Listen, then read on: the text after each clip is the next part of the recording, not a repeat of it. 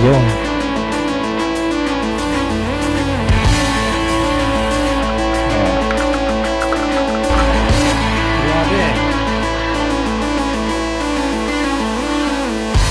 Muna di tayo magaling. Ito mga safe na kailangan natin. Pag-uusapan natin ngayon. Siyempre, Okay. puro sa mga.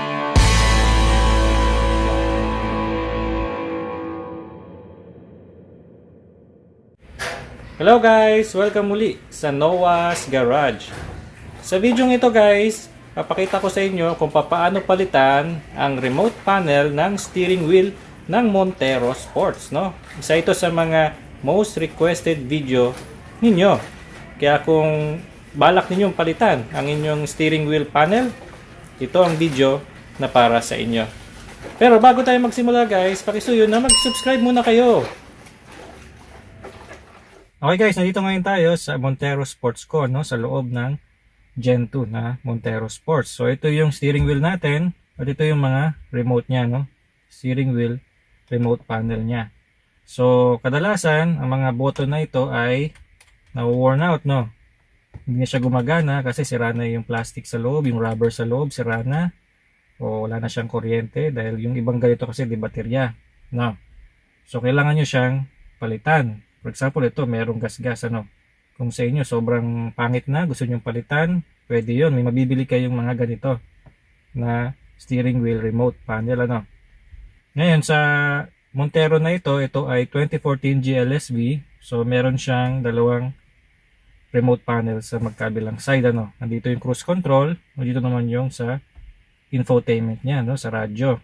Yung iba nandito lang yung remote panel nila. Dito ay blanco, no? Usually mga GLS o GLX model 'yon, ano. Yan.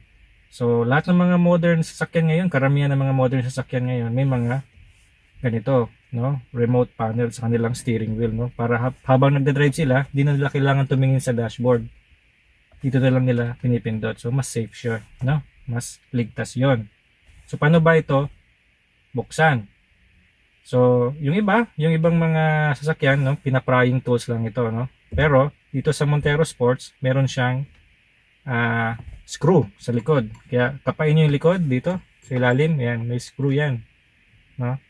Kaya paano natin maabot yan kung ganito kahaba yung screwdriver nyo, no. So, kailangan natin i-shift, no, para maabot natin. Dito natin dukutin sa likod, sa ibaba. Okay? So, buksan muna natin yung engine para maikot natin, ano.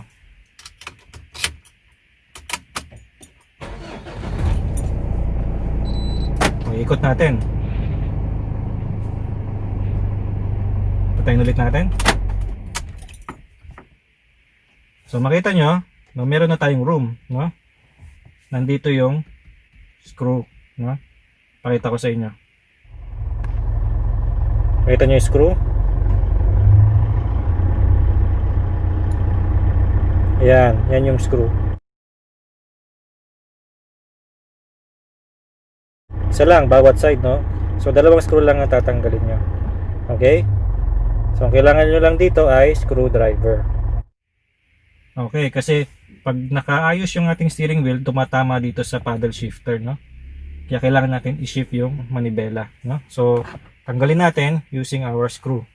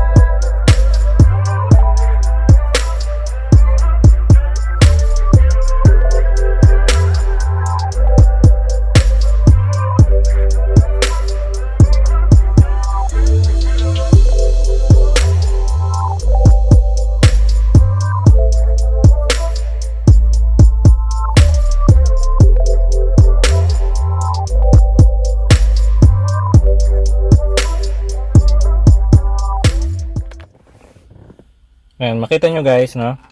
So, di-wire siya, no? Makita nyo may connection siya doon. Okay? So, yung iba kasi, meron siyang baterya dito. May nahugot na baterya dito. Okay? Pero ito, di-wire. Okay, so kung gusto nyo palitan, yan o, di-wire siya. So kung gusto nyo palitan ito, kailangan natin tanggalin to, ano? Tapos pakita ko sa inyo. Okay guys, ito yan. Yung wire na yan. Okay? Yan yung sa cruise control. Ito naman yung sa infotainment niya. Okay? So kung meron kayong spare, no? Nakabili na kayo ng bagong remote panel ninyo para sa steering wheel ninyo. So kabit nyo lang, no? Salpak nyo lang. Ganun lang kasimple, ano. So ibalik na natin.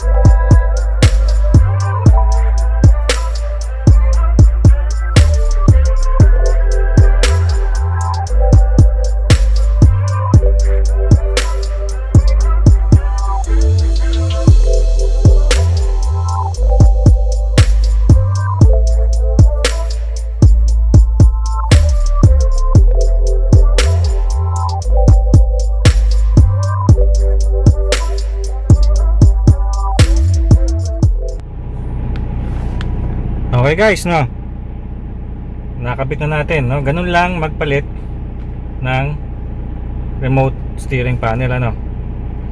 So test natin, no? Tingnan natin kung gagana. Okay, gumagana siya, oh. Yan yung infotainment.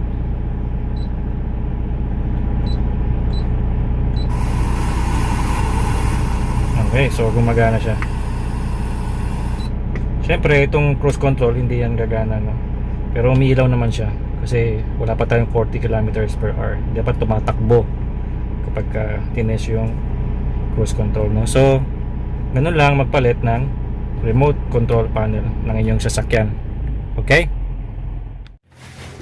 Okay guys, ganun lang kasimple magpalit ng steering wheel remote panel, ano?